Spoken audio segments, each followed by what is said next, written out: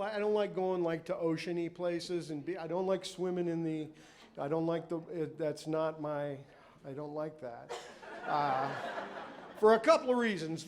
Every time I swim in the ocean, I'm amazed at all the parts of my body sand can find. I keep forgetting that I have nooks and crannies and I want to go for that refreshing dip. I have this dream. It's going to be so refreshing, but I come out crunchy and gritty. And it's not a guy thing. Women too. You've seen them. Little teeny tiny bikini, big old swinging bag of sand dangling out of there. The other reason I don't swim in the ocean is I'm afraid of sharks. I just am, and I don't want to get bit. And people get bit by sharks because that's what sharks do. There was somebody in Australia who got bit by a shark, and it was on the news. And they were interviewing the shark experts, and I don't even know how you get that job, but you can do that. And the shark experts were trying to placate everybody's fears. You know, they go, "Oh, don't worry about it. You're more likely to get bit by a pig than bit by a shark." And I thought, great, now I got to worry about pigs. And I was totally unaware they even like to swim. And I mean, look, if you're attacked by a shark, you've got bragging rights. Somebody goes, "How'd you get that scar?" You go, "Okay, swimming, this great white latched on. I punched him in the eyeball and said, 'Back off,' and he swam away like a little bitch. I'm okay." But what are you going to tell somebody if you get bit by a pig? You know? "Gee, Ricky, what happened?" "Okay. You're probably not going to believe this, but I was swimming about 100 yards offshore when all of a sudden this ginormous sea pig come out of nowhere. I seen that curly tail just cutting through the white caps towards me. And I tried swimming, but them little hooves were just churning up the surface. And I could hear him gaining on me, just it's horrifying.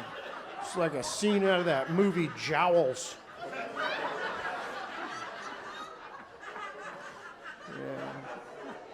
Yeah, the sand and the pigs. I'm trying something new though with the sand. Instead of rinsing it off, I'm just going to leave it there, and I'm trying to make pearls. It's a little uncomfortable, but if you look at the bright side, everybody's getting a pretty cool Christmas gift this year, and my mom just likes them a lot more when I make the gift myself. You know. Yeah, man, I don't know if you did this during the whole COVID shutdown. I gained weight, and I'm trying so hard to lose the weight, and it's hard to lose weight, man. I just tried the resistance training, so every time I felt like working out, I just resist. I resisted that, and so I get the Fitbit. Got the Fitbit, and it doesn't work. Well, it works. It lights up, but I'm still fat. Didn't lose anything. Well, I did. Right after I got it, I lost $120. But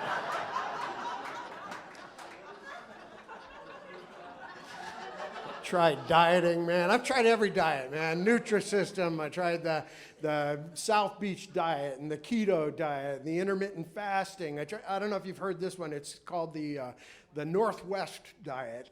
It's basically what it is you eat nuts. Any kind of nuts they say you want to eat. You just eat nuts and you drink a lot of water. And I tried that for about 3 weeks. I ate mostly donuts and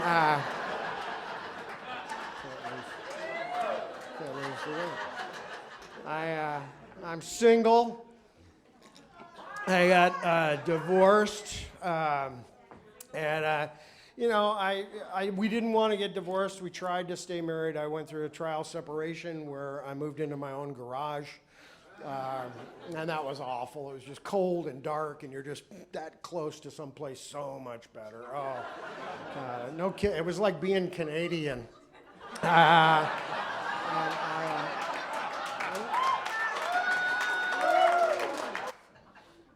burnt my mouth. I don't know what the deal is with chicken pot pies. They're so hot. And I don't know how they get that hot, you know, because they start out like a frozen hunk of tundra, and then you put it in a 350-degree oven for 40 minutes, you pull it out. That's a billion goddamn degrees. It is stunning. It's the hottest thing known to man. That's actually not literal. Literally, it's like nuclear fusion, you know, and then chicken pot pie. It's like that.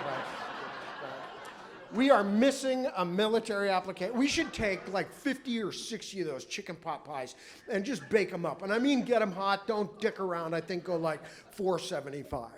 Then give them to the special forces, park them on the border of Afghanistan, wherever, and just lob them in. You know? Woo! I cannot mess around no more. I got the hot chicken pot pie on me. Oh, la, la, la, la, la, la, la, la, la. You know, because I'm dead serious.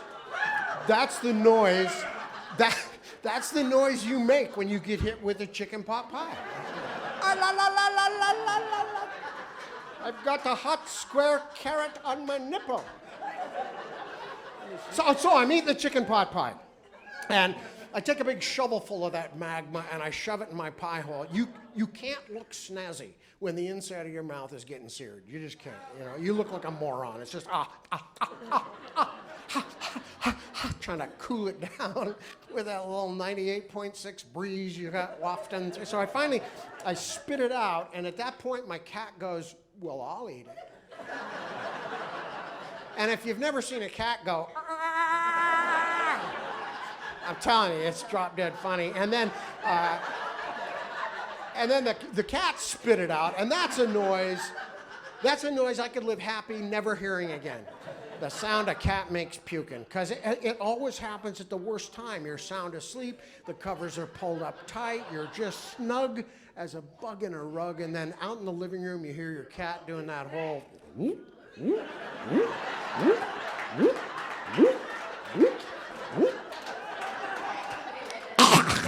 And you're just like that, and you don't want to go out there, but you have to find out where it is, because if you don't find it tonight, you'll find it in the morning by stepping on it, and then it gets up between your toes, and then you got to find a popsicle stick, and it's not even puke. At least puke's got landmarks, a pea, a carrot, something recognized. There's nothing in this. It's bubbles.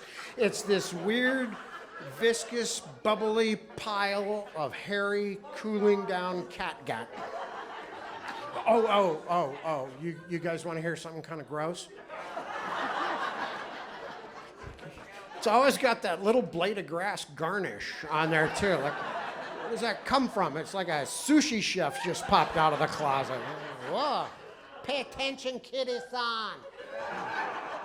Presentation is 9/10 of the meal.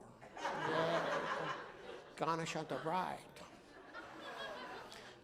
You guys. I hope you're healthy. I went in for my physical. I'm good to go. I didn't have to go this year for the colonoscopy. Thank goodness. I don't know if you've ever been for the colonoscopy. That's pretty much, yeah, yeah. It's not fun, but it's not, most people get knocked out for it. They offered me a choice. Do you want to get knocked out or twilighted? And I chose twilighting because it just sounded so infinitely pleasant.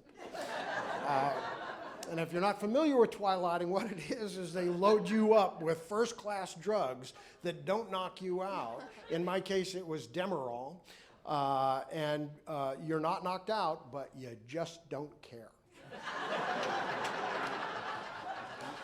And I don't know if you know how much stuff they run up your ass when you're having a colonoscopy, but it's profuse. I mean, there's lights and cameras.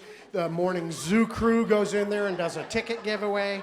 But I was so relaxed, literally, you could have shoved Katie Couric up my ass, and I would have just wiggled till her shoulders popped through. And that's all fine, but here's the problem. You wake up after that experience knowing full well what has transpired, and I now know I am one dose of Demerol away from living an alternative lifestyle. I always thought that if you were going to switch teams that you'd have to run a gauntlet or you'd have to climb a fence, but you take Demerol, there's no fence. It's really quick. It's like I like football, and now I like parades. It's just incredibly quick. So, but this wasn't that. This was the other. This was just going in for the physical. Everything checked out. The doctor was very professional. I had to do the, and he goes, Tom, just relax. This is going to be over before you know it. Just hold on to the edge of the table and make the big monkey noise. And I was like, what the hell?